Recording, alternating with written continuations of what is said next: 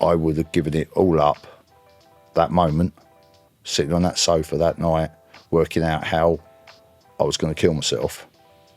I would have given up every single thing that I've got just to feel happy for once in my life. From being bullied when I was 11, and then I've carried it all my life, and it's affected me all my life, but I've masked it like with an act. A few years ago, when everything came crashing down, I actually realised I've been doing this. Am I happy at the success that I've reached? No. You asked me that question 5-6 years ago, I would have said success means money, means happiness. So the guy that can't walk in Tesco's, the guy that can't walk down the street with his head up, gets out the car straight into where he needs to be, can stand on stage in front of 1,000 people as Batman.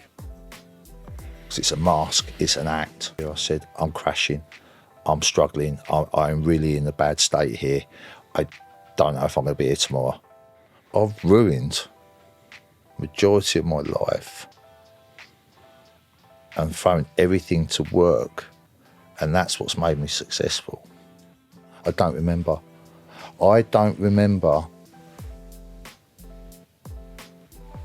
60% of what I've done in my life. My social anxiety stems from the PTSD of being bullied, and I would never want anyone to go through that, to enjoy their lives. That's why I've never been happy, because I don't remember being happy, because I've been shitting myself with anxiety with everything that I've done. What does happiness actually look like to you? Absolutely no idea. So no one actually knew that I'm struggling, because I didn't tell anyone. So my advice,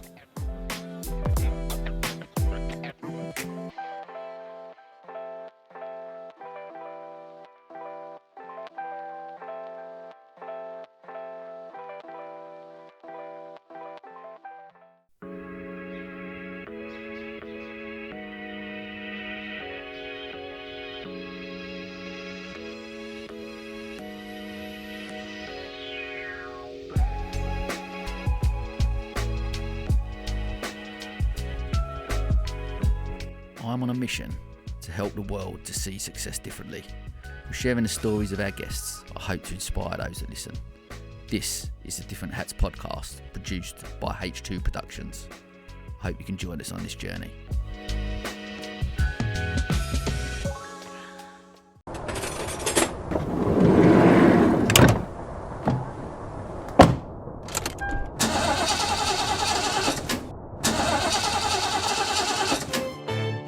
Need a new van? Why not pop down to Rivervale in Brighton? Explore our range of new and used vans, lovingly prepared and ready to work just as hard as you do. Rivervale, making motoring manageable. Okay, welcome to Series 9 of the podcast. I can't actually believe it's Series 9. So over 130 episodes, and we're here in our new home at the amazing Brown Bear Studios. And I couldn't have thought of a better guest to kick off Series 9. And I'm here with Jason Burrill. How are you, mate? yeah, I'm okay, thanks mate. Yeah? Thanks for having me.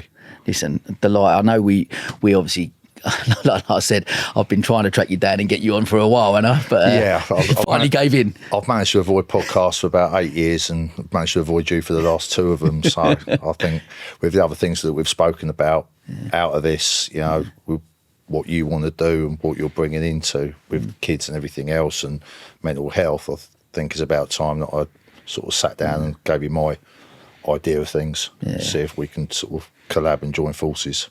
Oh mate, listen, I'm really grateful for your support, and I know, like even when we met up and had a coffee and breakfast the other week, I was like, I could have just recorded this. It'd have been a gold, eh? But we're in there now. You were saving me a parking ticket. Anyway, Well, look, we're kicking off this series, and I wanted to do something new. Just with obviously, I launched back in June. I launched a "You All Right, Mate" campaign, which was just a regular check-in challenge on every Monday. I post something, I get people to, my ask is really simple. I just ask people to just check in on people on a regular basis and ask those 3 words, right? You all right, mate?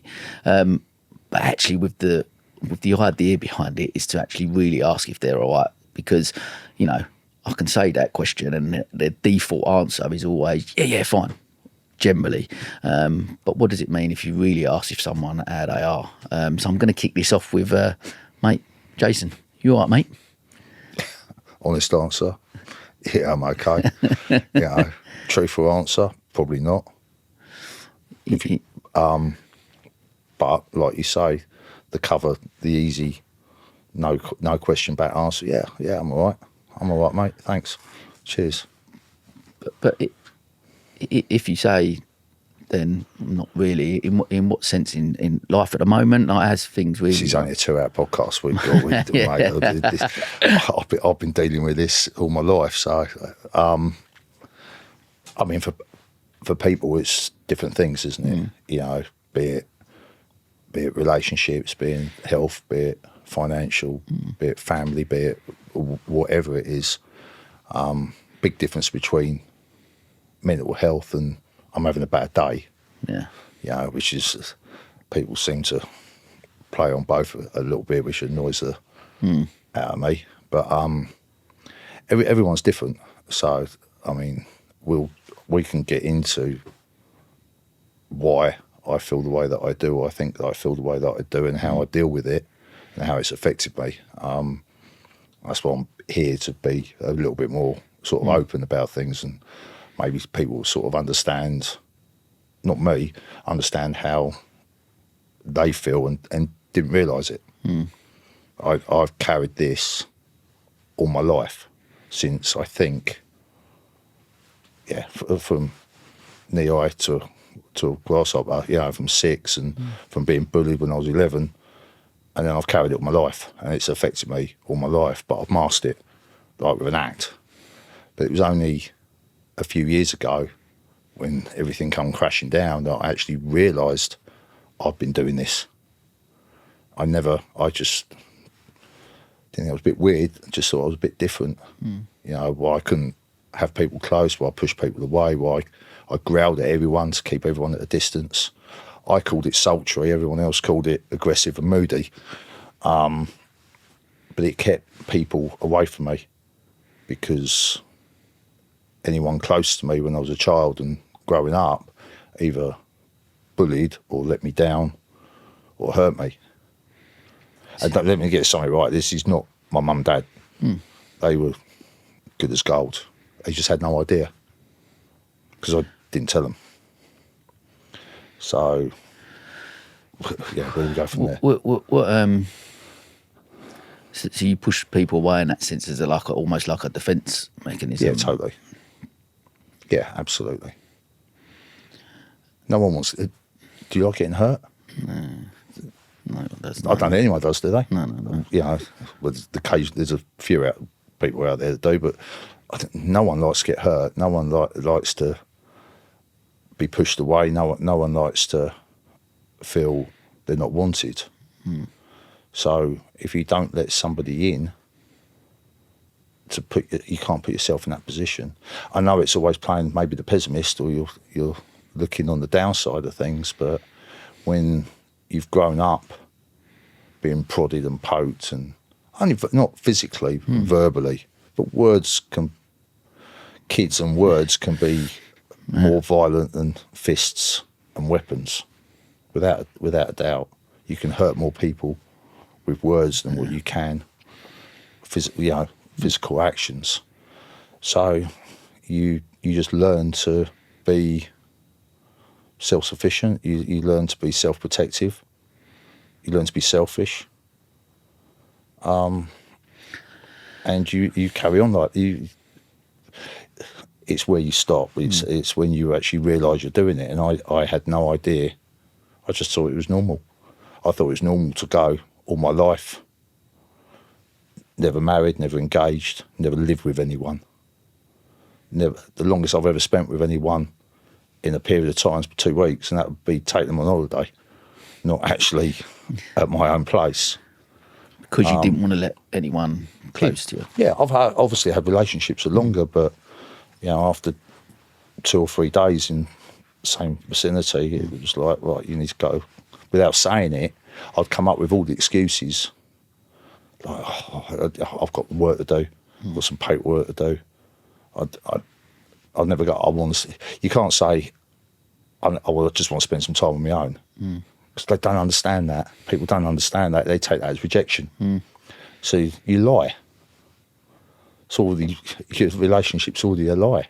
You know, but that runs through with a lot of other things as well. But yeah, we're Well, look, I do. I really want to go back to the bullying side and being at school. Before we do, some of the stuff that you've mentioned there, like, I wonder whether, like, is that been the underlying thing that's giving you that drive to succeed? Because I want to, obviously, I always kick off every episode with how we define success, right? Which I want to ask you, and we've spoke about it offline, and like, from society's narrative and from the outside on paper, you would look at what you've achieved through, you know, with Big Brother, and, you know, obviously play football, with the, you know, with success as an entrepreneur, and all of, like, on paper you would say that is a definition of success.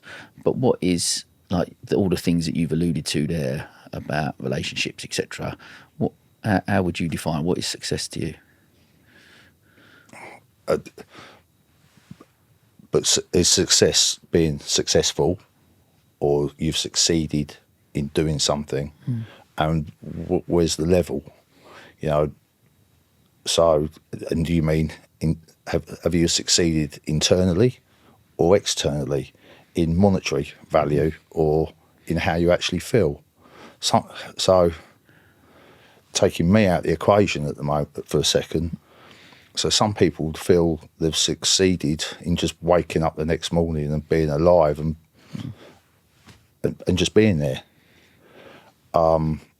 Others would feel they've been successful because they've got one car, one house, 2.4 children, if you can have 0.4 of a child, but, you know, dog, work 5 days a week, and other people successful, they've got 10 cars and 10 houses, and so where's the definitive line? I don't know what the answer is. Do I think I've been successful?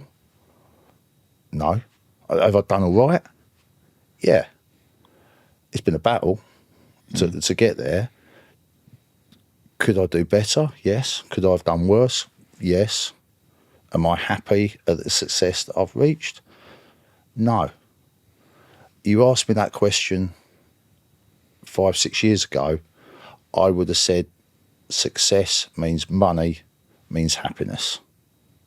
The more that I've got, which makes my life easier, and don't get me wrong, money makes the world go round and you need it. I would have put everything down to monetary value, items, stock, whatever way you look at it, is what made me happy. When I had a crash, as in a mental crash, not a car crash, I realised for that moment that everything that I've got means nothing. I would have given it all up that moment, sitting on that sofa that night, working out how I was going to kill myself. I would have given up every single thing that I've got just to feel happy for once in my life. So, does that make someone successful? You know, does that what makes someone happy? So I don't know that there isn't a definitive answer to that question.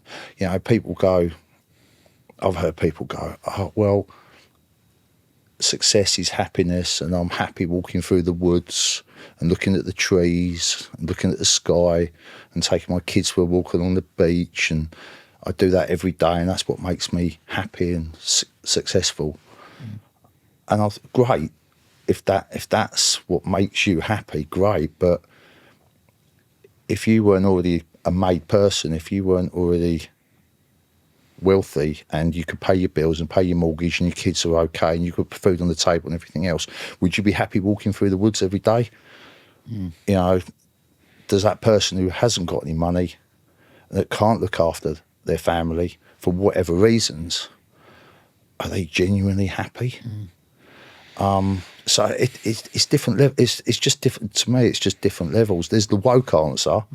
Yeah, it's all fluffy clouds and unicorns. Yeah, of course, it's so nice to have family around and do this and do that and everything else. But when you actually break it down, are they happy with the other side of their life? And to be happy to tick every single box is near on. I would have thought near on impossible. There's a couple of people, and a very good friend of ours, Rob Starr, I think probably ticks. I've never seen the guy upset. You know, he runs a triathlon every week. He does the Star Trust, which is a non-profitable millions helping kids. Swims around the pier every day. He's got 3 wonderful kids, a wonderful wife, a great business. He's got things going on with his health that we know about and everything else, and he gets through that which affects his sport. And he's so positive. I hold him in so high regard. Yeah, same. And he, to me, he's probably the only person I know that ticks every box. Because I know people 200 million, 300 million pound in the bank, and they're not happy. They're really not happy. I know people that with £2 in and they're happier, but still not happy. So it's really interesting you say, like, because there's a couple of things there for me. Like one. Like, the whole thing for me, reframing success is almost about the dictionary definition, the attainment of fame, wealth, and social status. Right, so I'm challenging that, I guess, but because I know ultimately all the things you just said make sense. Right, like I know that money is not going to equal happiness, but actually, where I'm really conscious of the stuff I talk about, and my view on it has very much been like, I'm going down this route and I believe it's in these 5 pillars that I've mentioned, and this is, for me, all the learnings from all the people I've spoke to. I know that money doesn't equal that happiness, but at the same time, exactly what you've highlighted, for me internally, the thing that keeps me up at night is sometimes the lack of it, right? Sometimes the lack of money that I can't provide. When I've been in my darkest places, so much of it has been to do with the fact maybe I haven't got the money to provide for the family, and that is where a lot of the struggle has come. So you're then looking at it and going, actually, I've got a lot of these things that I know that really intrinsically make me happy with the kids and family and etc. But back to your point, is there the element that you can maybe have it all? And I'm not saying money's bad. I think it's a really good tool to be able to do it, but maybe it's just enough. What is enough for everyone? And everyone's different. I think it's the level you set yourself. Like some people from the outside will go, "You've got it all," and other people go, "Well, yeah, he's done all right," and other people go, whereas I look the other way. I might have the houses and the cars and this, that, and the other, but I look at the man who married his wife when he was 18, been happy for 30 years, 2 kids, dog, 2 up, 2 down, goes to work, comes back, 1 holiday a year, takeaway every week, and I go, I just wish I could be that. Is there elements of you that is that not craving, but do you look at that life and think, I'd like to have part of well, without a doubt. I mean, but it's also almost a bit PTSD. Or I look at my dad, mum and dad. So you know, it is how you got brought up. It is the people around you. You mix with the wrong people, you become a wrong, and you mix with nice people, you generally become a nice person. And it's a natural course of events. You not necessarily are what you grow up with, but it does affect you. And you know, very rarely does bullying not affect you as you get older. Very rarely, if you've been brought up in a bad family environment, it could possibly affect you in the future. There's a good chance it will do. So when we moved down from London, my dad, by whatever means, had a few quid. We moved down from London when I was about 6. He bought a little flat, luckily for cash. This is like 70, whatever, 80, so maybe 80. And he bought a business in St James's Street, a women's fashion shop. That's what he wanted to do. He's gone from fruit machines, the gaming casino business up in London. You work the rest out for yourself in the 60s, to a women's fashion shop. Right. And the council dug up St James's Street for 2 years outside his shop and he went bust. I was 7, 8 years, 9 years old. Never seen my dad drink, never seen my mum and dad argue. Everything was fine. We went on holiday a couple of times a year, and I was an only child, and he brought me up to be independent but stand on my own 2 feet. And I'll never forget, my mum said, go and get your dad. I was 9 years old. Go and get your dad. We lived in Saltdean. And I went, get on the 27 bus, go and get your dad. So I got on the bus and I got to the shop, and Dad was absolutely pissed. It was the close of the shop. He'd drunk himself to oblivion. I'd never seen him drunk. I had to get him in the car. Never seen him like this in my life, because to him he'd failed. He'd failed his family. It was the council that buried him, but he failed his family, and he failed himself. And he's never done that before, because he worked for us. Nothing he did came easy, but he worked for his family. And I put him in a taxi, and we drove. Never told this story. We drove along the seafront in Brighton towards the marina, and he stung his shower. He stopped the taxi, and I started screaming. I said, don't stop the taxi. I thought he was going to leave. And he got out of the taxi to throw up. Got back in the taxi and got him home. And then he had to go and get a job. He ended up working for the company that he owned as an engineer up in London to survive. But it hurt him, and I could see. He couldn't give my mum had to go to work. Not that he told her to or made her to. It was just, instead of him giving her money for nails and hair, that she did her own thing. He never stopped her working, but my dad was a provider, and he'd rather my mum had a free rein to do what she wants and wouldn't have to work for the family. But I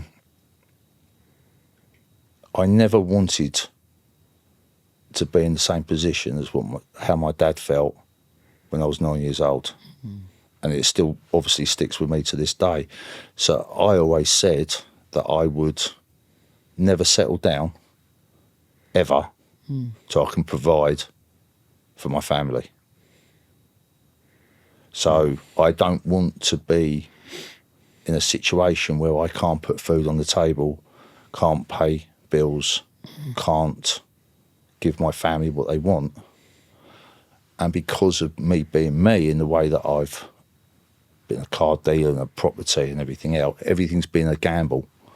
You know, my last penny's gone on the last car to make a few quid. It's gone on the last property to make a few quid. And I've gone like this, up and down all my life. Almost been bankrupt 3 times. 1 minute I've got money in the bank. 6 months later I've got nothing in the bank. I've got assets, but I've got no cash. I've not paid bills for 6 months because I'd rather put it into a house where I can make more money.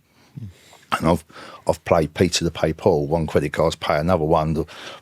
Done a development on a card and borrowed the money off of this. And in my eyes, there's no way that I could have a family all the time that I'm living my life like I am, as a risk, as a gamble. So no way could I put anyone in this position that what my dad was in. And then I'm sitting here now, where everything's sort of come together after the past few years, say, not massively much longer. And I've pushed away so many beautiful, lovely women in my life that wanted relationship and wanted to be with me. And what happens now, I don't know. Do you feel like now, you're ready for that now? Like all of what you're talking about? No, I'm still fine to hell about it. Really? You know, I'm not adverse to it, but I still think the anxiety side is still think I'm going to lose it all again. I'm going to make the wrong move. I'm going to do something,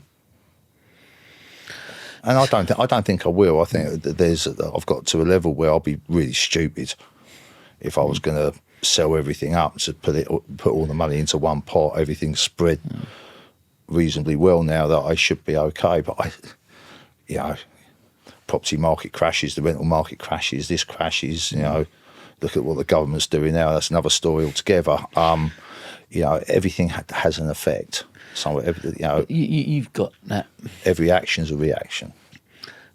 Because even if, like, just from the limited time I have got to know you a little bit over the thing, there's that drive and that, but even if you're the type of person that my impression and understanding is, if it did all go wonky tomorrow, you'd start again, you'd build it up again. I'll sit there with head in my hands for a couple of weeks, sulk, shut down. But not shut down because of my anxieties or my ADHD or my REM or my PTSD or anything. I was shut down because I've lost everything. And then all of a sudden, when I start getting hungry and things, start realising, hang on a second, I've got to Go again. start again. And I'm not, there's one thing I've never, because I've almost lost it so many times, I know that I can do it again. I just don't want to be in that situation now. But I guess there's that, the bit I do want to go back, like, with your dad at that time, because again, the narrative, I guess, out there for men, and one of the reasons I'm trying to talk about mental health and struggle, because there is that element, there's that pressure on men to be that provider, right? That narrative that we need to Massively. be that provider, that we need to be. And then when, like you said, when your dad at that point, and I'm assuming I know the answer to this, but I'm assuming that he wouldn't maybe talk about mental health or talk about his feelings around My that. dad was East End of London. He worked with whoever he shouldn't have worked with and did whatever he shouldn't have done. Mental health didn't come into it. You're having a bad day, get over it, shut up. So I was the quiet kid that come home from being bullied at school, walked in the door, like I said, Mum goes, you all right, love? Yeah. Had a good day? Yeah, all right. What you done today? Not a lot. Gone in my room. Only come out for dinner, went back in my room. They just thought I was a kid that sits in his room and colours and draws and plays records and does whatever you do in the room when you're 9, 10, 11 years old. But I was in my room, so I had nowhere else to go. I had no friends. I didn't want to go out the front door for the sake or the scaredness of getting bullied. When did the bullying start? Was it Secondary school. So when I moved down from London into middle school to Saltdean, went to a Saltdean school. Well, you live in Saltdean, so Saltdean Middle School, I assume you're still there. Yeah, the kids still there. I was big boy, come down from London, you know, one of the most popular, everything else. And then the automatic movement from Saltdean is to go to Long Hill in Rottingdean, which what happened. And found it a little bit harder because there was other schools from other areas joining in, so all of a sudden you're not as popular as what you were in a smaller school, but everything was fine. And then my family moved to Peacehaven for whatever reason. Now, Peacehaven and Saltdean were always, in those times, were at loggerheads. Tideway School, Long Hill School hated each other. They used to meet on the tie on the Fridays and fight. That's what it was all about. But I also played for Saltdean Tigers, and Peacehaven Pirates where Tideway was the opposition. They hated the dads. The dads used to fight at the football on a Saturday morning. It was that bad. It was the Rangers Celtic thing. It was the Liverpool Everton thing, but on a much smaller scale. You know, 4 blokes and not 40,000. And so now I was going to living in the wrong town, going to the wrong school, playing for the football team in the wrong town as well. So not only did my town hate me, my school hated me. So I really struggled. So I used to get, my mum and dad didn't know I had a school bus pass, and I couldn't use it because I wouldn't get on the school bus because of the bullying. And it wasn't kids my age, it was older, which is a little bit harder to deal with. So I used to get the bus, I used to walk from top of Peacehaven to the seafront, get the bus to Saltdean, then get the bus to Rottingdean seafront, then walk up the Falmer Road to Long Hill. And you know how far away it is. Was it 2 mile? Yeah, about that. Yeah, about that. But you do that every day. Yeah, other than holidays, obviously, you do that in the rain, in the snow. But my mum and dad, and this is getting into the entrepreneur, I suppose, my mum and dad didn't know this. I wouldn't tell them. I didn't want to disappoint my dad. My dad would just go, "Oh, get out, go on, just stand up to it," and this, that, and the other. My mum would probably cry. So I just kept it to myself. So Could you? Was there anyone that you could talk to about it? no. Teachers didn't understand mental health then or anything else either. And they probably, to be fair, thinking about half my teachers I had then, they probably had more problems than what I had.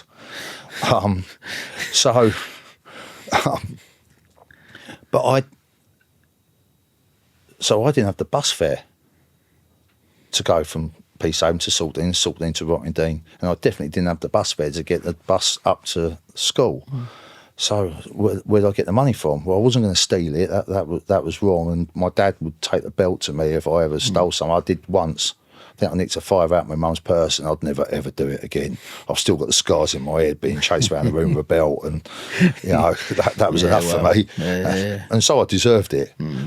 He never actually hit me with it. It was the threat. It was the crack of it, and the thought of it, and him pinning me down, threatening to do it. It was game over. So I used to sell fags at 11 years old at school. It was like £1 a packet. So I didn't smoke, but all the older kids smoked down the banks of Long Hill. So I used to go and buy 20 fags for £1, then sell them for 10p, 20p each, and make like £3. So that used to pay my bus fare every day. But then I used to get done for smoking because I had fags on me. So then I'd get detention. And then the people that I was selling the cigarettes to got detention. And detention was the headmaster, Morley, his name was, Mr. Morley, Mole, we used to nickname him, used to give you an envelope and a scraper. And you had to go around and scrape the chewing gum off the bottom of under the tables and everywhere else where people had left their chewing gum. And you'd have to have 50 pieces of chewing gum in an envelope before you come out, basically got let off detention. And then you go back smoking again, and it was just a vicious circle. So I sussed out, right, I'm making £2 a packet on the cigarettes, but I need to sort this detention business out because I can't sell cigarettes all the time I've got detention. So I used to go and buy chewing gum. And I just go home, "Hi, Mum, yeah, I'm all right, yeah, bad day, good, yeah, or whatever." Go in my room, sit there chewing 50, 60, 70, 80 pieces of chewing gum and put it on the radiator so it goes hard. Then put them all in an envelope, and I used to sell them for £1 a packet to the people that had detention. Brilliant. I think that's where it all started. That is an entrepreneurial story and a half, right? Yeah. But the kid thing affected me massively. Was that all through the was there any periods of that school No, so what I was good at was sport. So even if the kids hate you, you'll get picked for the football team, the rugby team, the tennis team, everything else. So that would have probably squashed a lot of it. But when I was at school, those particular 4 years, the NUT, the National Union of Teachers, decided to strike for 4 years and banned all sports. So there was no football team, no rugby team, no nothing. So what I was excelled in, I just become the same as everybody else. I didn't get picked for nothing. So, and it was a lot easier for them to pick on me than it was to do anything else. I never used to go out the playground. I used to stay hide in one of the classrooms and then get detention for not leaving the classroom and being found in the building. And you go to the teachers, I don't want to go in the playground. And they'll go, just go in the playground. So you couldn't, even the teachers, you couldn't explain to that you was getting bullied and there would be... Was there a pride thing there now as well in it? Like you said, I'm just trying to piece together like with your dad and like that East End type thing as well, and the element, is there a, I don't want to tell anyone No, there was no way I'd tell anyone ever.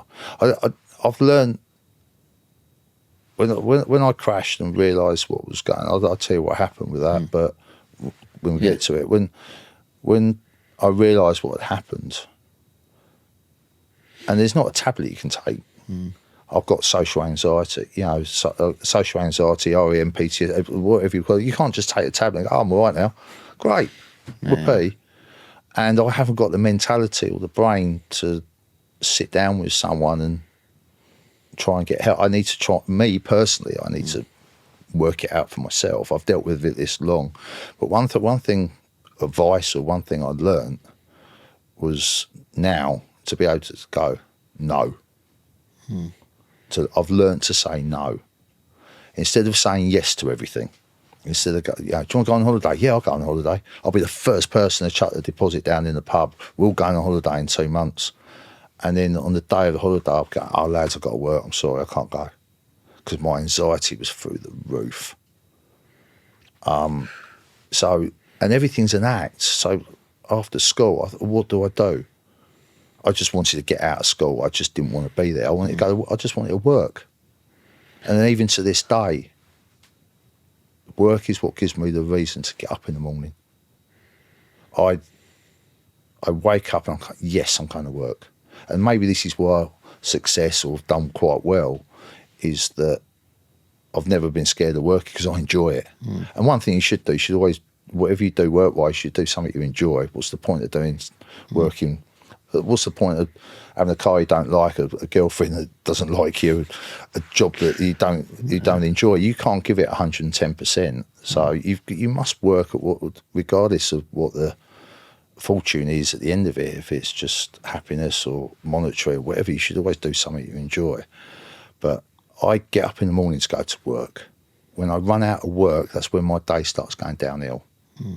So if I finish work at 12, 1 o'clock, my day starts going downhill. So I don't know what. I don't like going in Tesco's on my own. But I did Big Brother. I don't like walking a pub on my own. But I was in James Bond and Guardians of the Galaxy.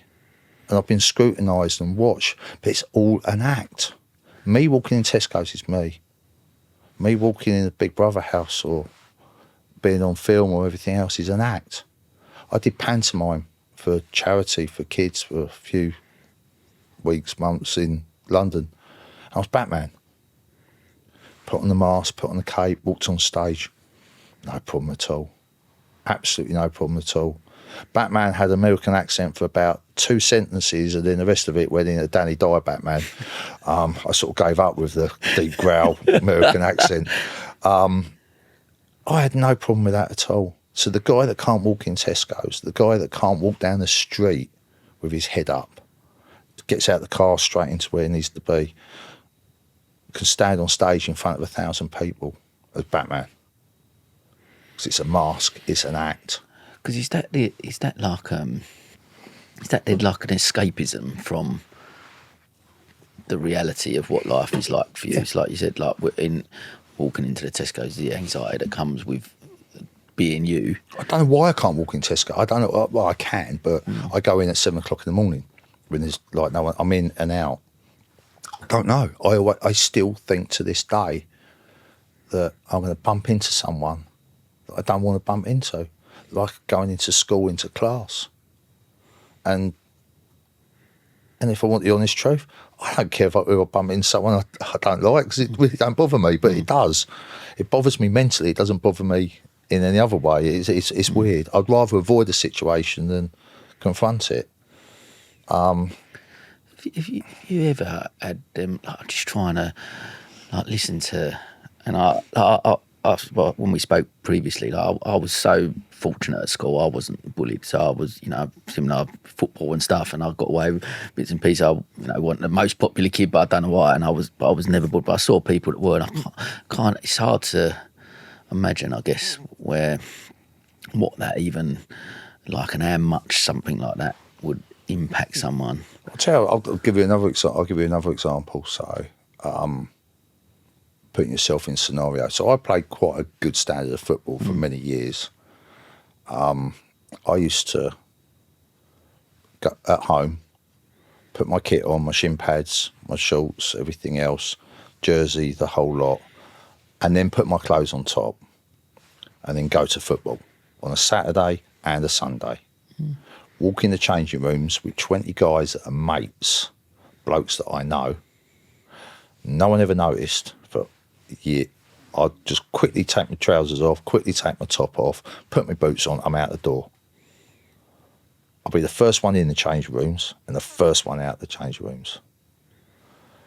And the main reason, or the reason being, was I couldn't take, the banter was so, not bullying, but it reminded me of being bullied when I was a kid. All I wanted to do was either cry or hit them as hard as I can. When I was a kid, I wasn't capable of hitting them as hard as I can. As I grew older and bigger and stronger and everything else, I learned that. And you can't cry in front of your teammates at football. And you definitely can't hit them. You know, it's frowned upon. And I was 35. I was 20. I was 25. I was 30. I was 35. Done it all my life. Even that, though, what you mentioned there, like, and again, one of the reasons I'm really keen to have these types of conversations is because, like, that feeling, like, I know what it's like to be in a football changing room and the banter and the camaraderie with it, which is, there's something magical about it, which is a great thing, right? But the flip side to that, like, what would it be if I was to be able to sit in a changing room and maybe get emotional and show some vulnerability? Imagine if we changed that narrative, that vulnerability is someone fucking being super strong. Like you look at the things, like you said, you've been like James Bond or dressed up Batman, all them things, them superheroes, if you like, you know what I mean? And your physique and the physically strong, a man's man that you are, and what that like. But someone like you to go, show that vulnerability. And show, like, especially for kids, I think if that message to kids is that actually vulnerability is someone being brave, someone being strong. But exactly what you said, but there's two sides to the coin. If I let that big hard man image go back then, which was 15, 20 years ago, people would not have understood, because this is quite a new thing that people are talking. So the same people back then that I could not be in a changing room with and I had to have this act with are still my friends to this day. And after I had the crash and I understood why I've been like I am and how I felt and everything else, I explained it to them. The same people that I could not spend time in the changing room with, and said, and had told them what had happened and been totally honest. Exactly what you just said. Why can't we? What people should do. And I said, look, I wanted to kill myself. I don't want to be here. This is why I don't come around house parties. This is why I don't come around for a coffee around your house. This is why I don't stand in the kitchen talking crap with 50 people. I'm okay in my own environment, but not around somebody else's. I said, this is why I don't, when you invite me around the house and 20 times I haven't turned up. This is why when you invite me to the pub and I don't turn up, it's not that I don't want to, it's because I can't. So these same people that had the best banter in the world, that I was always just worried they would turn it on me and I would flip. That's what I was worried about, that I would flip out, a protective thing. Don't take the mickey out of me. Don't take the piss out of me. Don't try and bully me, because I will react. I can't react, so I take myself out of that environment. I don't put myself in the first place. These same people, I've just come back from Prague with for 4 years. They've all got funny names, Captain, Squidge, Franny and everything else. I don't even know what their real names are, some of them, and I've known them all my life. They message me now in the week. You okay? You all right, mate? And I just message, I pretty much ignore it and then talk about something else. But we never used to do that. And these are grown men, and we actually do that now. And that's come from talking to them. And if one of our mates is having a bad time with something, we come out of the group chat to talk to each other out of the group chat, so that person can't see what we're talking about, and go, have you heard from him? Is he all right? Someone give him a bell. Which is great, which is wonderful. So it does work, because now Do you want to come to the pub? I understand if you're not there. What a weight off my shoulders. Because they get them to understand the real you, right? Yeah. You're sharing that authentic side. I guess like one of the things that come out of all the episodes and one of the pillars is authenticity, right? How can we live a life true to ourselves? You've mentioned a few times around wearing a mask, right? Living maybe not being true to yourself, not being who you potentially are because you're wearing this mask. And actually how freeing, I guess it must be, especially with people close to you, to be able to be that open, that authentic, that honest about, this is how I feel like this, I feel like shit, or whatever it is, to be able to do that. It's got to be a better way, isn't it? It's got to be a better way in life to be able to do that and present that within groups of, especially I talk about men especially, but within groups of men, to be able to just speak honestly about that. I mean, I genuinely do not know if group chats work. We all sitting there talking about the same thing, and I'm sure it does for some people. But what I do know does work, and everyone that I've spoken to, if they feel the same, is if people understand them. So, do I necessarily want to talk to people about it? I'm talking about it now, but I'm talking about it for hopefully that someone else, some kid or adult, will listen to this and go, do you know what, that's how I feel. And maybe understand it a little bit more, whereas I never understood it up until a few years ago. And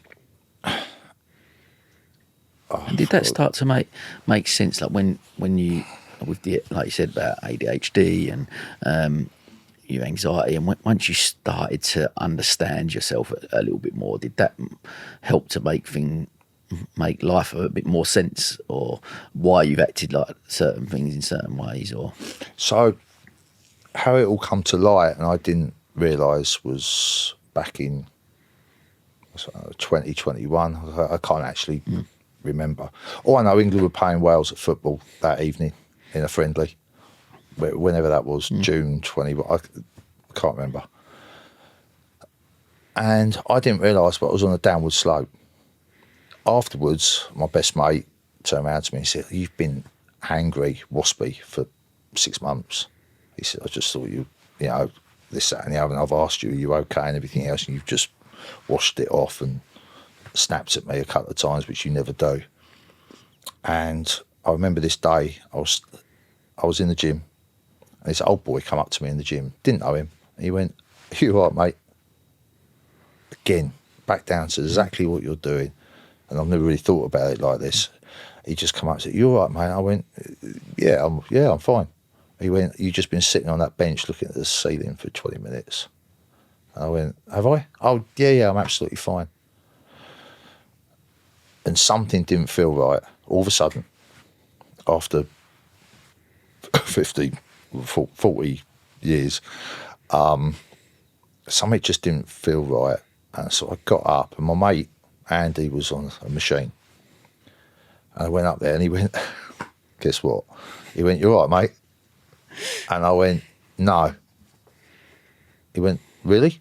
I went, "No, I'm not. Something's the matter." He said, "What?" I said, "I don't know, but I feel like I'm drowning. I feel like I'm collapsing inside. Shit." And he went, "Jay," he said, "you don't know, but I've been through this. I've seen 3 different people, and I've done this." And all of a sudden, and I said, "Really?" And he said, "Yeah." He said, "Go down the road. It's down the road. It's next to the church. It's a centre on the corner. There's a guy in there called Mr. Something or other. He will see you."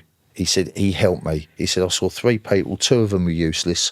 He said, "He was great. Go and see him." He said, "This was a couple of years ago." So I went, "Do you know what? I'm going. And I literally walked out of the gym, got in the car, drove 500 yards down the road, parked up, walked into this centre, and there was a woman sitting behind the desk and a couple of people sitting in the waiting room. And I said, "I need to see Mr. Kelly. I'm struggling." And she went, "We're a chiropractor." And we have been for 2 years. She says, I can help you with your back, but I can't help you with it. And I went, really? And she went, no. I went, I need help. I really need help. And she said, I don't know what to do. I said, So I walked out, got in the car, reversed out, stopped myself, went back into the parking space, went back into the chiropractors. I didn't know what to do. I couldn't drive. I was collapsing there and then, all of a sudden. And I went back in, I said, help me. This was 2:00 on a Wednesday afternoon or whatever. And this woman come out of her office and said, are you okay? And I went, you all right, mate? And I went, no. She said, look, this used to be something called Health in Mind, I think it was. They're now in New Haven. Here's their phone number. Go and phone them. So I got in the car, I phoned the number, she gave me the wrong number. I Googled it, got the right number. And this is where the systems broke. And this woman's picked the phone up. This is Health in Mind. This is mental health, NHS funded, proper place to go when you're struggling. And I said, hiya. She said, how can I help you? I said, I'm crashing. I'm struggling. I'm really in a bad state here. I don't know if I'm going to be here tomorrow. I need your help. I need to talk to somebody now. She said, what's your email address? And I went, why? She said, I'm going to send you a form. We'll get back to you in 28 days. I went, no, you don't understand. I'm sorry, you really don't understand what's going on. I said, I am failing. I can feel myself dropping into a hole, and you are my last resort. I need help now. She said, send me your email, fill out the form, we'll get back to you in 28 days. I went, right, okay. Now, listen to me. I have enough sleeping tablets at home, not only to kill myself, but I've probably got enough to kill the whole street, so I will not be here tomorrow if you don't help me. I need help. And she went, fill out a form, we'll get back to you in 28 days. I went, fuck you, and I slammed the phone down. I got back out of the car, went back into the chiropractor, and went, help me. She went, phone 111. Emergency services, basically. So I drove down to the seafront, and that's not because of what it thinks, it's because I lived on the seafront. So, and I phoned 111, and I got this great woman on the other end of the line, and I told her exactly what I told the other woman, and she said, give me 5 minutes, I will phone you back. She phoned me back, she said, I've made your appointment to see your doctor, go and see him now. And I went, no. I said, the doctor's only going to refer me to someone in 28 days. It's not good enough. I just need to speak to someone. Please, please, let me speak to someone. I need just to speak to someone, not be referred, not be categorised. And she said, give me 5 minutes. And a manager come on the phone. 6 hours I was on the phone to her for. And in that 6 hours, I missed the football. We worked out why I'd push people away, why I felt the way that I did, why I had anxiety about everything, why I said, yeah, I'll do that, and then worrying myself to death for the next 2 months because I've said yes to something, and then pull out right at the last minute and feel better. Now I've pulled out. And it was all down to being bullied as a kid and having maybe too high expectations for myself to a certain degree. Putting on a mask, protecting myself, don't let anyone close. And it all come together. And when I put the phone down, I literally felt the blood coming back into my body, and I felt the weight off my shoulders for about an hour. And then the weight came back because then I realised of all the opportunities and all the people I pushed away and all the things that I've missed out on for the past 40 years since I was 8-9 years old. Everything that I'd done wrong and could have done differently, and could I be in a different position, and could things be better, and I could have been a lot happier. And now I realise why. So it was, in one respect, it was Peter to pay Paul. I found out why I'd felt like I did, and then realised what I'd missed and done wrong. So, but then over the next week or so, I I tried to speak to people, and the system's broke. You go onto an NH website and you choose the shrink that you like the look of, you know, and you turn up and they just sit there and nod their head and don't do nothing. I saw 3 different ones, but after that crash and realising what was the matter, then the next stage was to explain to the people close to me why I am the way that I am, why I can't do these things. If my ex-girlfriend at the time knew that it wasn't I didn't want to go out, it wasn't I didn't want to do these things, it's because I couldn't. She wanted to go to a restaurant which was busy. It was my idea of hell. I wanted to go. I'd rather go to one that was a little bit quieter. My back to the wall so I could see what was going on. I needed to choose my table, my chair. I need to fix everything around me. If she took it personally and it wasn't her fault, and it was mine, but it wasn't my fault because I didn't realise what was the matter. So I understand all these now. So when I say to someone, I don't want to go there, I'm sorry, I just don't. Instead of forcing myself to go somewhere and hating every minute of it and putting myself in a bigger hole, I can still stay indoors and not come out for weeks. I can still do that to this day. I just wanted to take a moment to talk about one of our sponsors, Nostos, an authentic experience of Greece right here in the heart of Hove. In a world brimming with dining options, finding that one place that captivates your palate and heart isn't always easy. It's about more than food. It's the stories, the ambience, the slice of another world. This is the essence of Nostos, an award-winning Greek restaurant. With traditional recipes passed down through generations, each dish promises a story and a piece of heritage. And Nostos is more than just a restaurant, it's a community contributor. Each dining experience supports initiatives close to their heart, from local charities to cultural events enriching Brighton and Hove's social fabric. They also provide catering services, bringing Greek cuisine to your personal events. For a taste of Greece without leaving town, visit nostos-hove.co.uk. And when you do go, say Sam recommended the feta nests. Oh my God, they are amazing.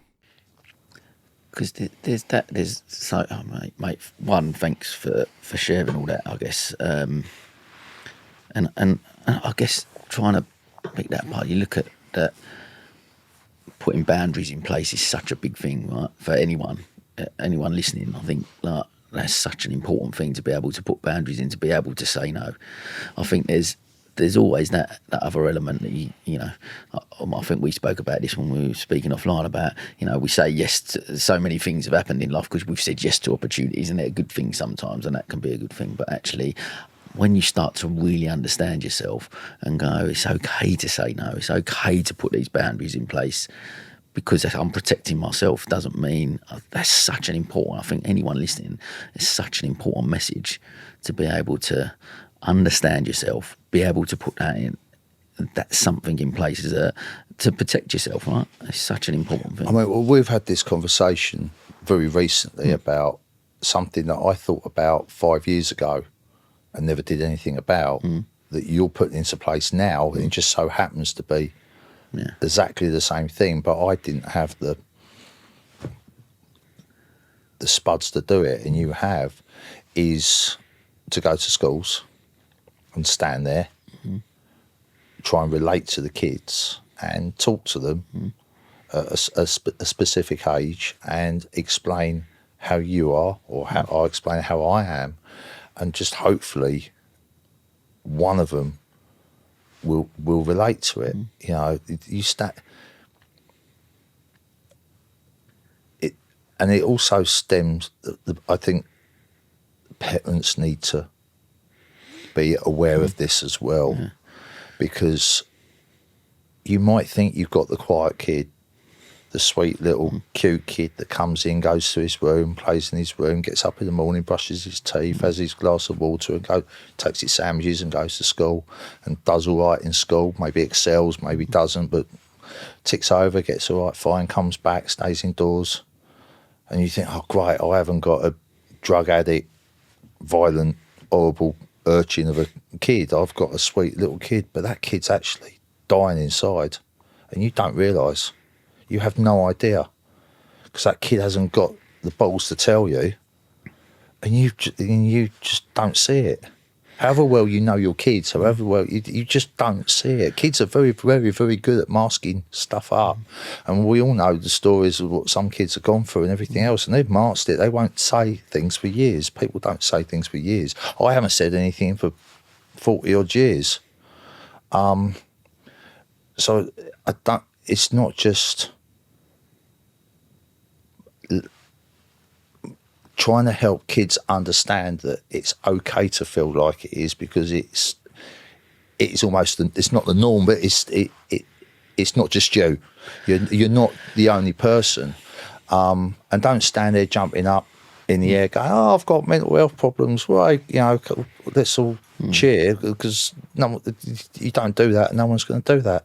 But to actually, maybe that 10, 11-year-old will go home and go, "Mum, this is how I feel. I don't feel right. Something's the matter." Or the parents to pick up on it. Because could we give? This is the whole thing of what we spoke about. What I'm trying to do in schools. I really believe that if we're giving the kids the emotional skills to understand it, like you said, understand I'm feeling a bit like this, and what this feeling's like, and it's okay to feel like this, and then giving them the skills to be able to process their emotions, be able to talk about them, articulate them. If we can give them skills, but like you mentioned, the key thing is not only then engaging the teachers in it, engaging the kids in it, but engaging the parents as well. So when they go home, the parents are giving them they've got the skills to be able to hold that space for them to be able to communicate, so that everyone's on that same page. Because I honestly believe, I really believe that the biggest impact we're going to have on this mental health crisis, I believe what we're doing now, me and you being brave enough to come on and share what's happened with you, going into that dark space, I really believe this can have an impact. I really believe that. And it will save lives. It impacts one. But that's it. But where we really make change, right? Where do we really make change? And like me and you spoke about, and I know you're on board with it, which I'm grateful for. Where we really make change, we go and give them kids the skills. So that next generation, that maybe one of them kids doesn't have to go through what you went through. Maybe is getting bullied and is able to go home and talk about that a little bit more, is able to open that conversation indoors or with teachers or with other people, so that they don't maybe then spend a life like you have, where you have felt like that you haven't been able to speak to people, where you have felt that you've had to wear a mask in certain areas, where throughout your life, like that I really believe is where the biggest shift happens. And maybe that suicide rate, maybe that mental health crisis, maybe those figures start to come down a little bit, because we've created something where kids have got the skills to be able to deal with it. You're never going to stop bullying. You're not going to stop bullying in younger years, teenage years, in adult years. You're never going to stop bullying. It doesn't. No, of course not. You can't stop the rain. You can't stop the sun. There's one thing. You're never ever going to stop. You're never ever going to stop bullying. It's the aftermath. It's the PTSD from the bullying which causes the bigger problem. As much as the problem as bullying is at that specific time, once you leave school and everything, it sticks with you. It absolutely sticks with you. And it's how you deal with it from there on. And I haven't dealt with it very well. So I've ruined majority of my life and thrown everything to work, and that's what's made me successful, because work is the only thing that I've got that protects me, and I've given 110% to everything I've done always. So I knew that it wouldn't be my fault, or I've given everything I can do with whatever I've done. So if it does fail, be it relationship or business or whatever, I know that I've done as much as I possibly can do. If I'd only given 95%, I'd always think I haven't done enough. So half the reason for success, if you want to call it, or to succeed, is to give 100%, 110% everything you do. Then you get into don't make the same mistake twice. There's enough sayings you can say. You know, I've always found a way of, you always hit a wall sometimes. Not that not everything comes naturally and comes easy. But again, no matter what you do in life, and you hit walls.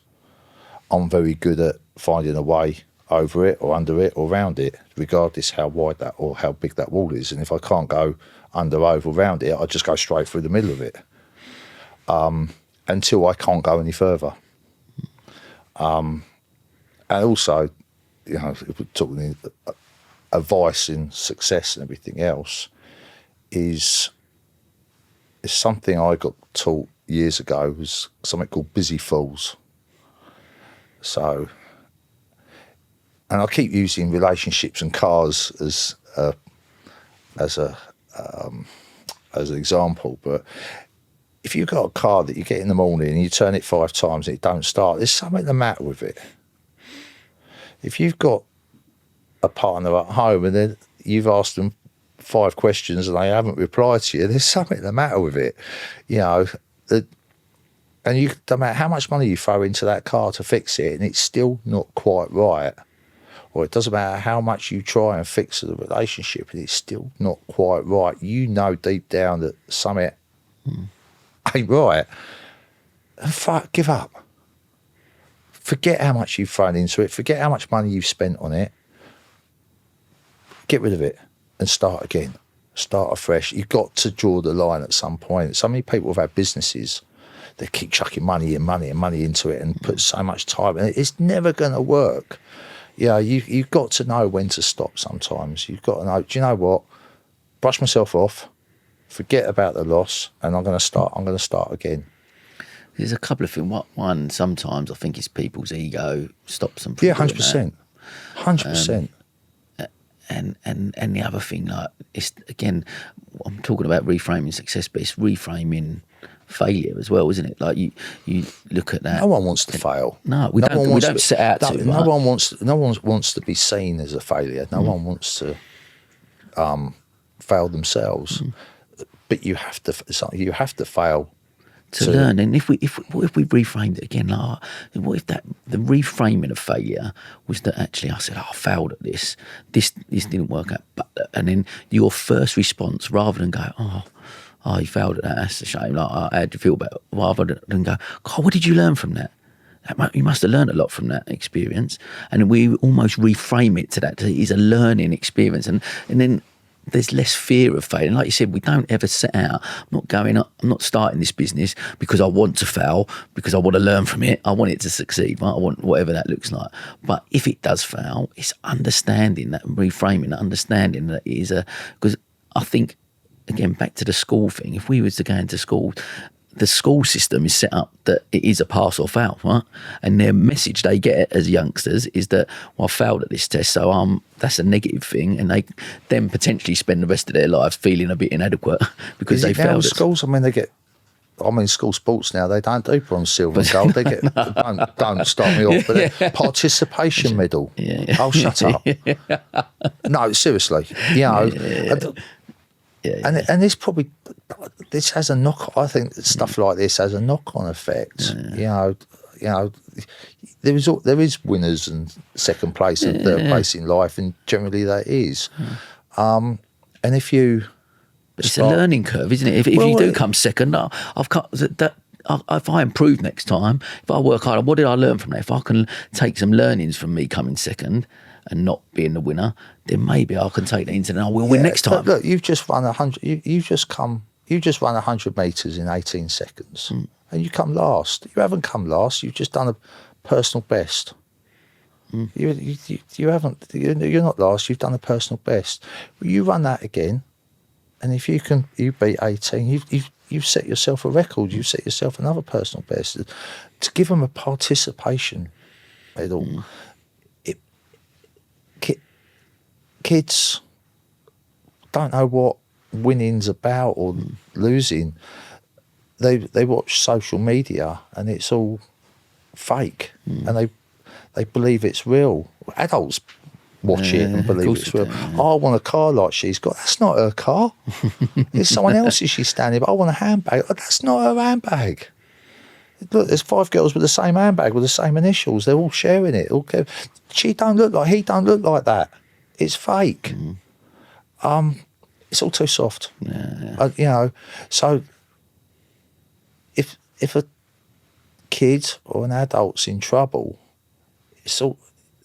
they're getting maybe too soft to be able to tell somebody. They're just, you know, keeping it all in. What if you went back to go back to when you? Oh, please no. I just told you what went on. Don't chuck me back there. What would you have wished that I'm just trying to think of people, if our kids listening or even adults who are worried about their kids that are listening, what would you have wanted maybe your parents to have done or people around you to have given you that space to be able to speak about it? What would you want to tell Jason at that age? It's very hard because you fake it, you cover it. And like I say, as much as adults are very good at acting great when they're not and faking it to win it and everything else, kids are brilliant at it. So it's very hard for parents to see it if that kid is not, and we're not just talking kids at 4 years old, I'm talking kids up to 15, 16 or whatever, any kid that's still living at home, you know, adult, child, teenager, whatever way you want to look at it, it's very hard for them, the parents, to see there's a problem if they're not actually told what the problem is. What would I change?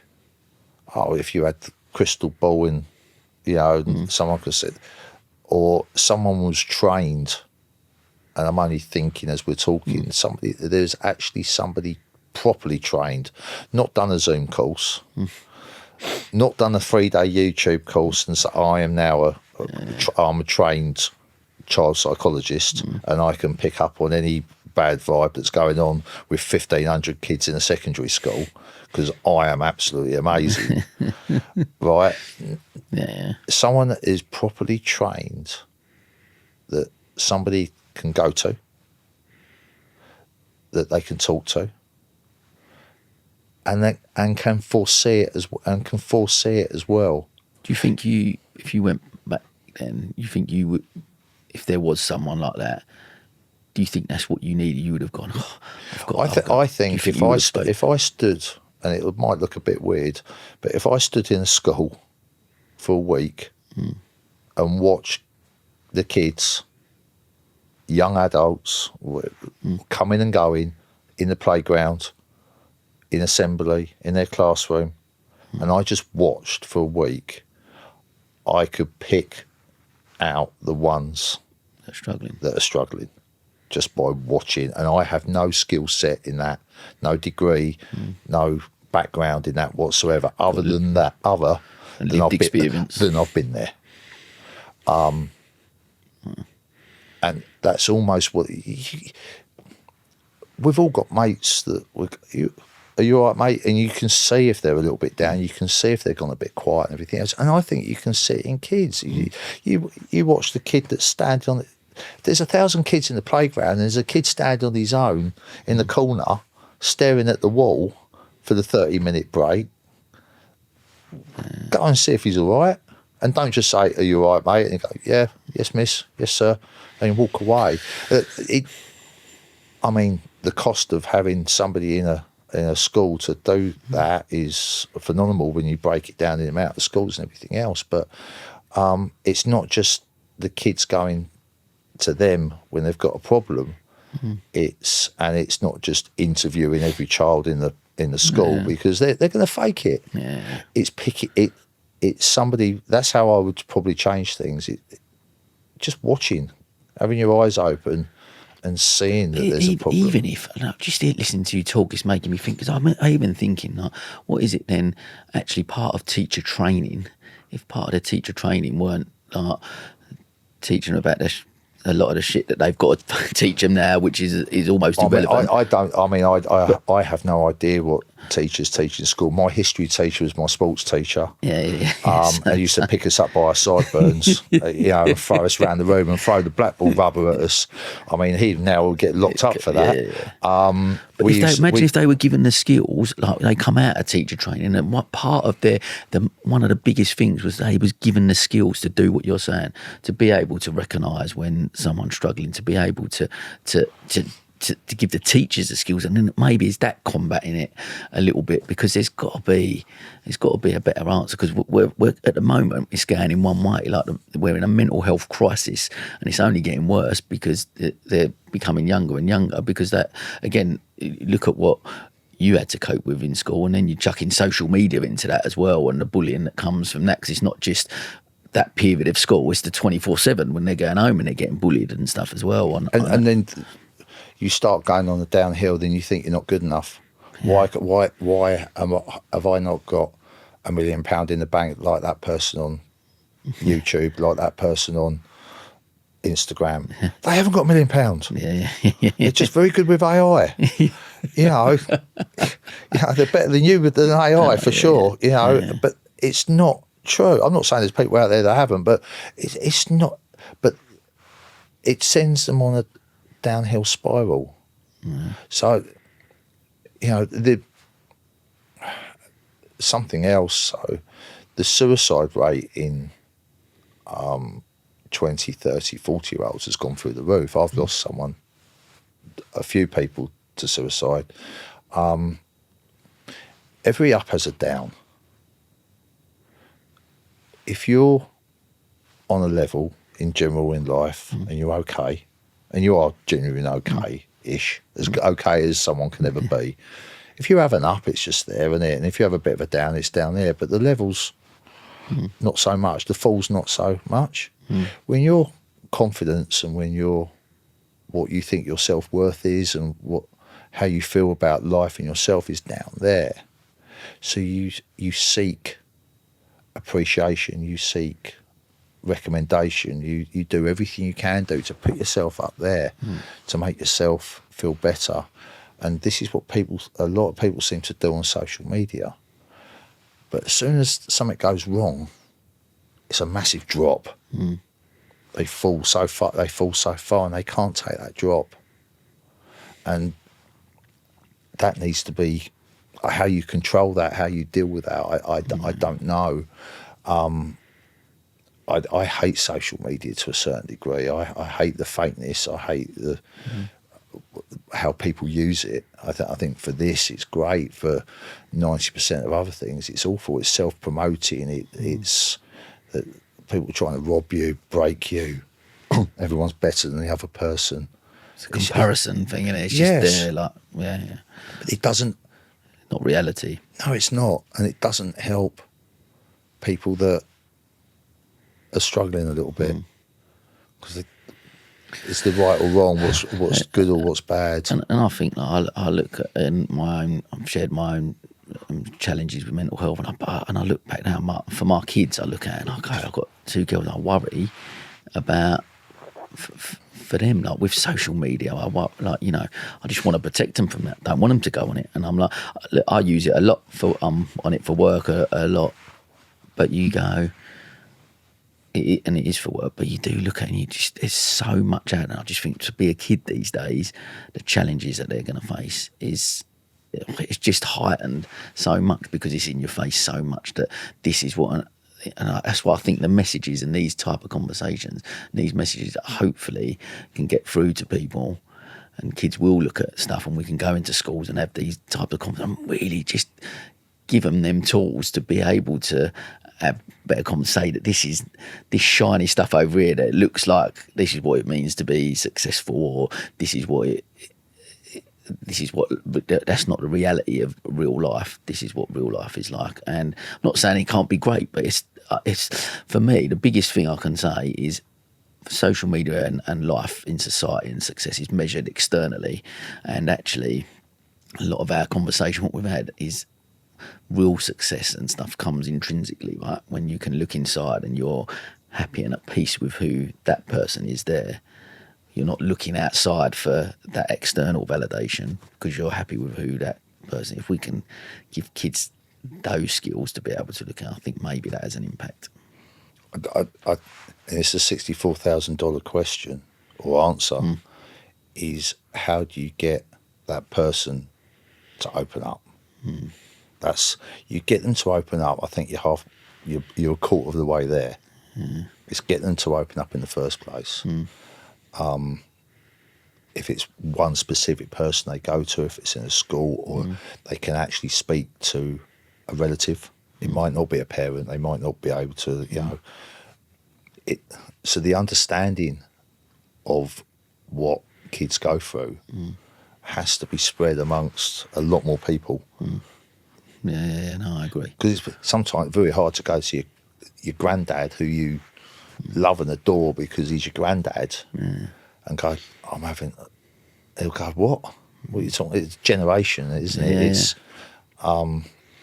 That's why it's important to give the parent, with the whole program we put together, it's trying to engage teachers, parents and kids so that everyone's involved in this whole conversation. Well, maybe the school program thing is the parents should be invited as well to listen. Yeah, that's the plan. Yeah. You know, so the parents can go to when they get home that day, go, are you all right? Yeah. You know, Yeah. I've got to ask the question. We've just sat and listen to that twat for 2 hours. You know, at least I'm going to ask you. You know, to the 11-year-old Joey. You know, are you all right? Yeah. You know, I don't think you end up like him. For God's sake. You know, but if that's what it takes, Yeah, mate. I do feel, I think it will. Well, look, I've always think to myself, and I've said to a few people, like, all we can do is try, right? And all we can do is, even if it changes our little, if I go into one school and change a little corner of the world here, maybe just that has a little ripple effect and affects one person. If that's the case, then maybe we're winning. One's better than none, two's better than one, and you know, and that's the same. You know, same with a lot of things. Yeah, of course. You know, but what I guess where are you now? Like we're going through that crash that you mentioned. And obviously a really, really dark space, like you said, like not. How do you? What coping mechanisms have you got now to not allow yourself to get back to that space? I guess if there's people listening that maybe are struggling, what advice would you give them, or what do you do to get through that?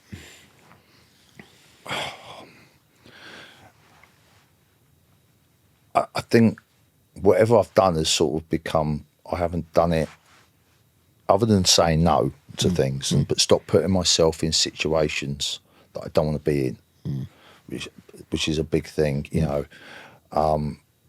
I've stopped. So if I don't want to go somewhere, I don't go there, because I'm not going to enjoy it when I get there. So, example. There was a book reveal, a launch of a new book last year before last, in Brighton. And and I was invited. And there was 150 people there I know, friends, charities. The author was a good friend of mine. His sister was a friend of mine. His family's a friend of mine, knew the kids, knew everything else. But my anxiety was through the roof for some reason to walk in to that place. But I went because I felt I needed to and I had to, and support my friend who was doing this. And I literally couldn't drive. This was only a year and a half ago. And I walked in and the place was packed and all eyes were on me as I walked in the doors. Generally like walking into a Western, you know, everyone just turns around and I'm like, oh God, it's all right, it's okay, I'm going to be all right. And then the guy who the author of the book come up to me, he went, you all right, mate? And I broke down in tears and I went, I've got to go. And he went, I totally understand. I said, I'm sorry. He said, Jay, I understand, I get it, go, I'll call you later. And I went, thank you. And I walked out the door and it was like a weight off my shoulders. What I shouldn't have done is go. That's the answer. I should not have put myself in that situation.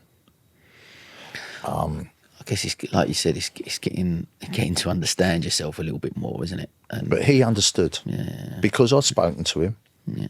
Because we'd had this conversation. We know who we're talking about. We'd had this conversation beforehand over the years of how I felt. And so instead of going, Jay, you'll be all right, go and have a beer. Go and see so-and-so out there, which would have just made it worse. I would have cracked. I would have been an absolute mess. And he just went, no, I understand. It's lovely you've come here. Thank you for coming over. I know how hard it was for you to be here for the 30 seconds. Go. I just appreciate you've shown your face. Please go. And that, which was so nice. That's all I needed to hear. You know, because he understood. And again, he only understood because you've spoke to him. He only understood because I spoke to him. If I hadn't spoke to him, he would have gone, ignored everything. That another person would have ignored everything. So again, it comes down to opening up, telling the people around you that are close to you how you feel and what triggers you and what you don't like and why you don't like it. And if they take a little bit of that, they won't force you to be in a situation you don't want to be in, and you won't ruin the night or the day or mess things up. And slowly, over time, those anxieties will become less and less because the people around you understand them. If you don't put yourself in situations you don't want to be in, but you do it because you think you have to, and the people around you don't let you go into those situations and understand why you're not in them, then things will just naturally progress and get better. There's no easy fix. Yeah, no, you're right. Like I say, there's no pill. Yeah. You know, you just, I'll feel happy again. It's people's understanding It's a and support. communication, yeah.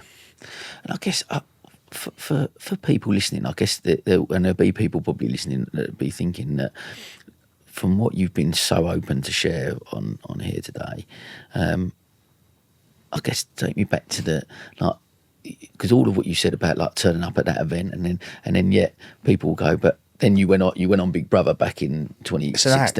It's a mask. So I can, as you know, I've hosted charity events at Metropole, Grand, 400, 500, 600 people, and I'm standing there with a microphone in my hand, saying, waffling on like I do, saying whatever I'm saying. Sometimes a little bit borderline and get away with murder. And not a single nerve, not a single anxiety, nothing, because I've got a job to do. It's a job. And is that how you went into Big Brother? It was a job. Thinking, it was competition. Yeah. I didn't go in there with a game plan, but it was a competition. It was a job. No difference to do it. I hate my photo being taken. Hate it. But I'm all right behind the camera, in front of a camera, if it's moving, acting or whatever, because it's not me. Because I still remember watching that Big Brother, and you come across so well, and you were seen and referred to as a good guy, and you was just I guess what's fascinating for me. I remember watching that and watching you and going, God, this was my honest thing. I'd have a beer with that guy down the pub, and luckily now I've got to know you and got. But although you're saying, I guess the key for me is, despite you saying that going into the show you could put an act on or you could act in that sense, I still got the feeling there's still elements of you just being Jason, like the guy who I'll go and have a beer with. Yeah, I mean, my act in the Big Brother house to me was be me. Yeah. Don't lie, you get caught out. Yeah. Be yourself. Be honest. Be careful what you say to a certain degree. Yeah. But yes, be myself, but it was still an act because I'm 120 cameras around the room all the time watching you. One other thing I just thought of, which I wouldn't want to why I want to help the younger generation not go through what I've been through. I don't remember much of Big Brother. Really? I was there, obviously, from start to finish, 2 months, 56 days or whatever it was, 24/7. What do I remember? Walking in, a few tidbits from inside, walking out. I don't remember anything else. I go down the pub with these same mates, and they go, do you remember when we played the Green Man on Sunday and Duncan made that tackle and Squidge put it over the bar and tripped over the bags and he did it. I don't remember a thing. And they remember every touch, every ball, every silly thing that happened. And that's not just football, that's down the pub, that's around people's houses, that's on holidays. And people, my mum and dad used to, when they were alive, talk about the holidays that I've been to with them. I don't remember. Holidays I've been on with my dad, don't remember. Going to restaurants. Oh, babe, should we go back to that restaurant we went to? What restaurant? I don't remember. I don't remember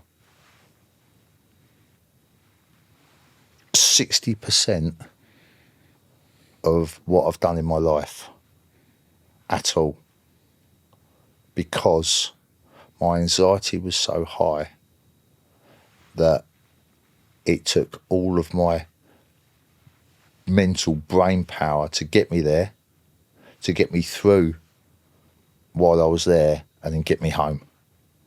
I never enjoyed the reason I was there for. So cup finals, trophies, don't remember it, because I needed to get there, I needed to get through it, and the biggest thing was I needed to get home to be safe, to feel safe. So I don't remember, and half the things that I've enjoyed and loved, I should have loved, and I've done, don't remember them. I generally don't remember, like someone's wiped my memory because of my anxiety. And my social anxiety stems from the PTSD of being bullied. And I would never want anyone to go through that. I want people to enjoy their lives. That's why I've never been happy. Because I don't remember being happy. Because I've been shitting myself with anxiety with everything that I've done. Not nervous. I wasn't nervous going to the Big Brother house. You think you would be, 2 million people watching and hundreds of people there and everything else. Anxiety, yes, for messing up, making a mistake, falling down the steps as the doors open, falling up the steps as I went into the Big Brother house. The doors don't open for me because all of a sudden they don't want me in there. Being hated by the people downstairs, being bullied by these people downstairs, and I'm on telly and I can't, I can't react. I lost 2 stone in weight. My mouth was bleeding for a month with stress. I was burning up inside, and I couldn't do nothing. And that was after the second night. I went for another 54, and I just generally don't remember the things that went in there. I don't remember the film sets with Bond and Marvel and other film sets that I've been on and everything else, because my anxiety is get me there. Don't mess the lines up. Don't get this right. Don't let anybody down. Don't give anyone reason to put me down. Get it right. Playing football, don't let them down. I'm in goal. Don't do this wrong. Don't do that wrong. I don't care what's going on, where I am, what I'm doing. Not enjoying the moment. I don't want to let the other 10 players on that pitch down. And I would not want anyone to go through that as they grow up. Because life is about enjoying yourself. Life is about memories. Be it good or bad, some of them you learn from the bad ones and you enjoy the good ones. I can't remember any of it. I've tidbits. How do you answer that one? I'm listening again. Like one of the 5 pillars has come out in so many conversations I've had, and one of these 5 pillars was presence. Right? Exactly the things that you're talking about now. But like one of the key things to being successful, feeling successful, being happy, enjoying life is that right bit. And me and you said it when we met before. I don't know what's going to happen tomorrow, and I can't change what happened yesterday. all I know is right now, me and you here, this is in the moment. Well, I'm in the moment, and try and enjoy this as much as you possibly can, and be in the moment now is all there is. I've used that phrase a few times, right? And I'm trying to get. But I think we live in a society that's programmed to go, you've got to be productive, or you've got to want more, you've got to do more, and do, as opposed to just being. And I'm fortunate, I guess there's little elements of life where I can go, I've been in the moment, and I appreciate like me swimming in the sea or other bits and pieces that I do to try and get that period of time where you're in the moment. Try and put that phone down and be with the kids when I can, and actually be there with them. And they're thinking, what I suppose so upsetting to hear you say is that there's been such a lack of that in your life up until now. I mean, don't be upset for me. I mean, No, I'm used to it. It's just a natural. Like, you talking about now, moment now, and future, and everything else. I mean, I thought the biggest waste of time at school was history. Why do I want to know about what's happened in the past? I don't care that Henry had 8 wives, and there was a little fight in Hastings in 1066. I don't give a monkeys, because it doesn't affect me now. I'm all about now and what's happening tomorrow.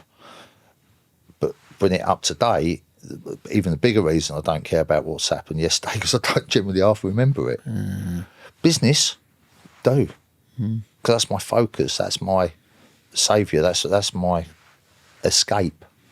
Where other people go for a walk, other people swim, other people... my escape is work. And maybe that's why I sleep 4 hours a night on a sleeping tablet. I get up at 4 o'clock in the morning. I don't go back to bed till 12 o'clock at night. I work from when I wake up, be it paperwork, be it spreadsheets, be it whatever it is. And maybe I've just rammed so much into it, and I've lost so much other part of my life that that's why I've been what you classify as successful or done all right. I don't know, but... Have you ever even stopped to ask, I guess, or ask that question to yourself? What if I asked you now, what does happiness actually look like to you? Absolutely no idea. Ask me another one. Absolutely no idea.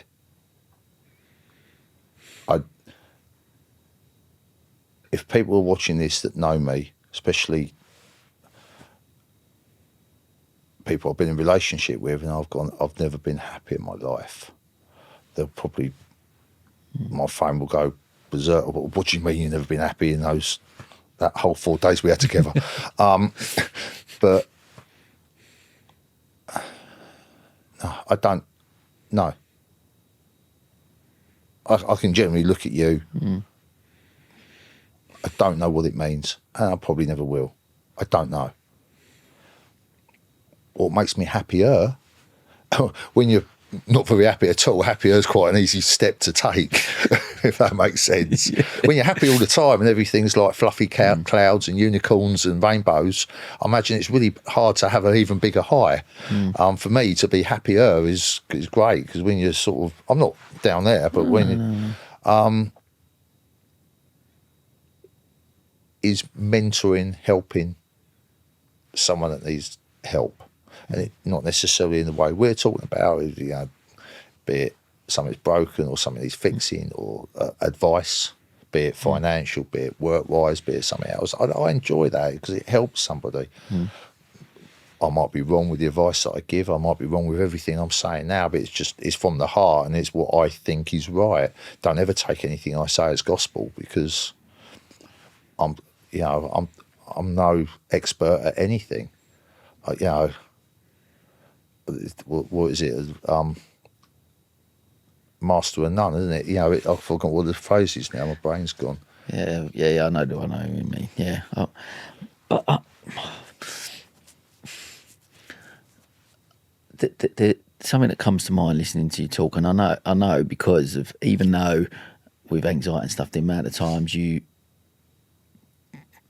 the things you do for charity, how much you support charity, Chestnut Tree House, Star Trust, you're an ambassador for, you put yourself out to do these things to help and support these charities and help people. Like there's 3 things that come from a monk. Actually, I listened to a podcast, and it was 3 things he was talking about being successful, and one was loving what you do, right? The other one was genuinely being happy for others' success. If people are successful, generally happy to them. The third one was helping others to be successful and helping other people, and that's how you can get that feeling of joy, happiness, success intrinsically. Now, although, like you mentioned, not to be happy, you can tell, like, the type of person, and I don't know you that well. I don't know, but I feel like how open and honest you've been in the last, especially the last few occasions that we've spoke, but also from the outside looking in and seeing the things you do for other people, supporting the Star Trust, doing all them amazing things that you do to support.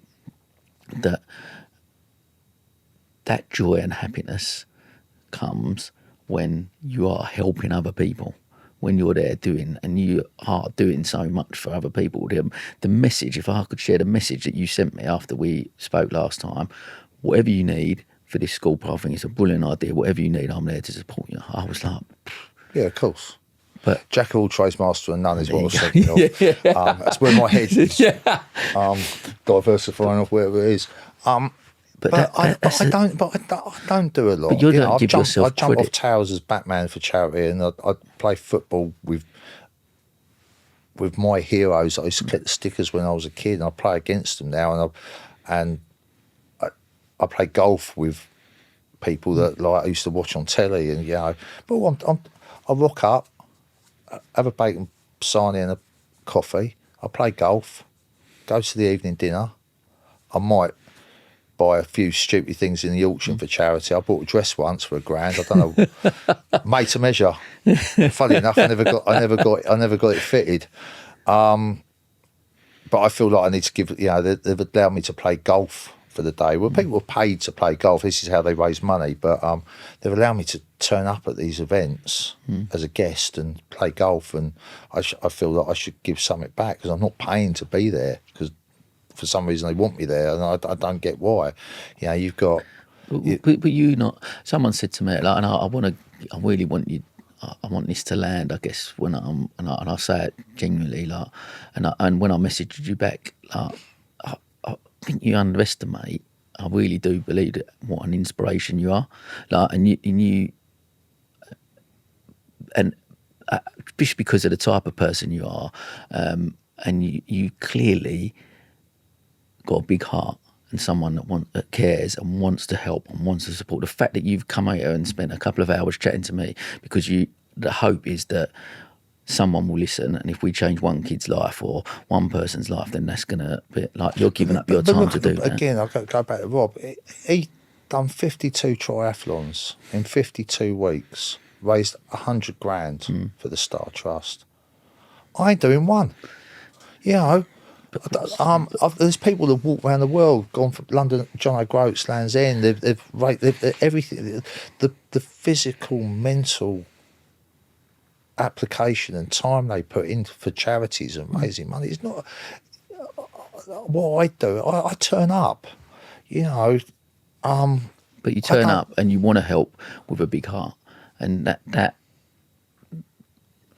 that's just a bit wonderful. of time. Yeah, but that's all. And I'm lucky now that through succeeding to a certain degree, and as long as it doesn't all go Pete Tong, I've got that time to sit here with you and do this. Go to a school once a week for the next 52 weeks around the country. Happy days. Yeah.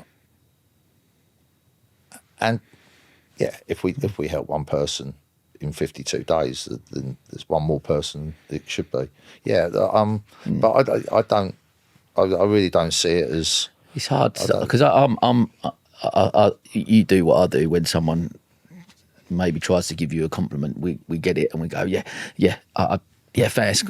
And you're deflecting. You're going. I know, but I know you don't, and I know you don't. And this is the point I'm making. I'm simply I'll take it, but there's a part of me that just wants you to hear what an inspiration you are, and just go, like, because I know, because of the type of person believe I've sort of seen, and I'm starting to get to know, and people like someone I do really respect, like Rob, who knows you really well and will speak so highly of you as well, and people like that.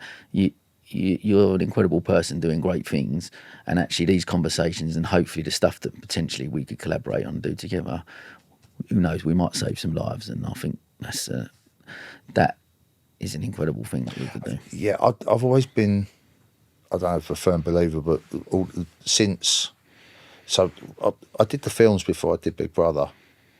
You do the films and no one really still knows who you are. But when you do Big Brother, because it's reality and it's TV and everything else, all of a sudden you grow a following. So you either take that following and you use it for one thing, self promotion. Well, no, what's the word I'm thinking for? Self-acclamation, you know, to promote yourself, or you use it for you don't use it at all, or you use it for something else. And I just decided to use it. Do you know what? If I'm getting invited to these charity events and there's a slight following there and people of interest, then maybe I can use it to help others.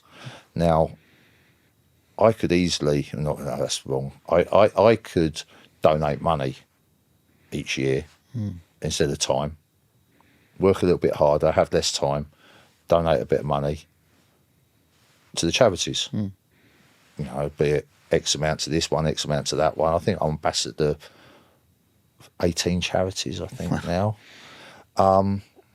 Or I give up, I don't do that, and I give up the time instead to speak to people and to be there and listen to what the charity's doing, and if I can in any way improve things or help in any way that they need me to, which is only time. It's not money. It's not anything. It's just a bit of time. It's just, bigger charities have spoken to me. Oh, what would you do with this? And they've actually listened, and other times they haven't. And and it's all about getting the word out, and it's all about people recognising what the charity's doing. And if you can do that, you might just help somebody than just throwing money into a pot. I believe so. If that makes sense. 100%. And I think you're definitely, and you sharing your story, I think will help so many people. And I guess as we're coming towards the end, I guess especially for those men listening out there as well, because I do believe we're going to impact with the kids, and I think anyone listening will well. But for those men that have been, or maybe feeling in a dark place now and struggling, like what would you say to them right now if someone that is listening to this and now are struggling? What something quite fresh. Go onto your. I think you followed me on Insta. I don't really pay much attention to it. You followed me about a week ago after we had a conversation with this. So I thought, out of respect, I better follow you back last night. Cheers. I got that. Yeah, that's all right. Yeah. But I had a look at what you do. I didn't have a clue. I knew you did podcasts, and I know what it was about. And I didn't really, to be fair, didn't care. It's you and what your plan and what your attributions were. That's what was important to me, not who else has been on it or anything else. So I just flicked through last night. About 11 o'clock, half 11. I'm like, I'm going to take a sleeping tablet in a minute. I need to get to sleep. Sam's voice to send me to sleep. I'll go. I come up on a video on yours, and I don't watch podcasts very much, or not at all. I don't. I lose interest in films if someone hasn't been shot in the first 30 seconds. I don't. I always think something has to be appealing right at the beginning. And I watched this video on your Instagram, and I was like, "What's that then?" And it was a minute long, and I went, "Wow, that really." Not hits hard, that really hits the point of how I think I feel and how people perceive me and then now realise me. And what it was the video, and I don't know where you got it from, of the two blokes at the football match. The guy going to the football match, bricking it, anxiety, not too sure if he should be here or shouldn't be here. I don't really want to be here. I'm not. Once he's there, he's all right, but still not 100%. And his mate doesn't realise, really, or not paying much attention because they're watching the football. And then they leave the football and he feels a lot better now because he's leaving. And then as he leaves his mate on the street corner, his mate goes, "You all right, mate?" "No, seriously. Are you all right?" "Not really. Where do we start?" And they walk down the road and talking. And that is the definition of everything you're all right, mate, is about. And if there's an adult out there or someone struggling, I'm not going to say, "Well, phone 111. Don't phone Health in Mind, for God's sake. If you get that old bat, you've got 28 days. Fill in the form. Yeah. I wouldn't know. You could just turn around and say, speak to someone, but watch that video just for 30 seconds and then speak to who that person would be that you would think would go, "Are you okay, mate?" If you can. If you really, really feel that way, then you speak to them. But that person that would be at the football match with you, that person that would actually ask you if they saw that you weren't. Because if you hide away, if you dig a hole and stay in it like I used to, I didn't come out of the house for 2, 3, 4 weeks up to a few years ago, and I've done it all my life because I couldn't. Just didn't want to. I just wanted to lay there, watch telly and do nothing.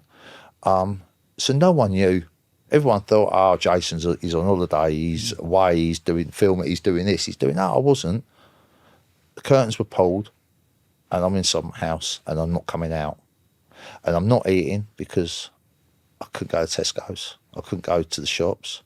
I'm just going through the freezer. I'm going through the cupboards, the microwave rice and the defrosting the chicken, and until I eventually run out of food. So no one actually knew that I'm struggling because I didn't tell anyone. So my advice, you've got to say something. You've genuinely got to say something to someone. Doesn't matter who it is. Ideally somebody that will listen and someone that will help you, but you've got to say something. Because if you don't say something and you hide away, you're going to struggle. Because you can't have help if you don't ask for it, or no one realises it, or it's not seen. Yeah. It's so true. Well, thanks for sharing. I think I'm hoping that, like I say, the things I'm doing, that video is so brilliant. I was part of it with Samaritans, and the Together Against Suicide campaign is incredible. It's had like nearly 1 billion views now, and it's hopefully starting to have an impact. Right, okay, It's an amazing video that they put together. The team there of Samaritans and the Be the Fox. So it was incredible. And it is, I think that's it. It's one, it's asking that question. It's two, it's being able to just be able to speak openly and honestly without no judgment, and know that there will be people there that will, and just, if you're the other person, if you ask the question and someone's there talking to you, just listen. You don't have to fix it. I think that's the key thing. You ain't got to fix someone. You just, sometimes all people want to do is just be heard, right? Yeah, absolutely, 100%, mate. Mate, well, look, we've got a little closing tradition on this podcast, so it's not tarot cards, is it? Yeah, I'm going to read you in there. So this is these are our storytelling cards. I'm going to get you to pick a card and then pass it back to me. Do I get a look? No, I'll read it to you. So I'm going to get you along to one of our events, because we do these at our events. Right? These are our stories. So, okay. What's one dream you're proud of pursuing, regardless of the outcome? One dream I'm proud of pursuing, regardless of what the outcome would be. Happiness. That is the dream, isn't it? For me, it is. Yeah. As simple as that. That's what I'm pursuing. Don't know what it is. Hopefully I'll find it one day. But that's the dream. regardless of what the outcome is. I don't think, without sounding a pessimist, you all have dreams, you all have, but you don't know what the outcome's going to be. No one knows what the outcome's going to be. No one knows what's going to happen at the end, when the end is or anything else. So it is regardless of wherever the end. But the pursuit is happiness, health and happiness, without a doubt. Amazing, mate. Well, I genuinely wish you health and happiness, and honestly, I'm just so grateful for your time today, and like I said, for that message you sent me after we met last time to offer your support and for what I'm hopefully Always. trying to do. Honestly, mate, you are an inspiration. Absolutely. I mean, I from the 2-3 years I've known you and everything else, I can see where you're coming from and see where your heart is and everything else. And if I can jump on board with that and help, then obviously, that's not just me saying it, I will do. You're a ledge. Mate, this has been an amazing conversation, one that I know is going to have an impact and help people. So thank you so much for your honesty and openness and everything. It's been brilliant, mate. What a way to kick off the series. Thanks, mate. Cheers. Appreciate it. Legend. Thank you, mate. Mate, what a hero. Thank you. And that is a wrap.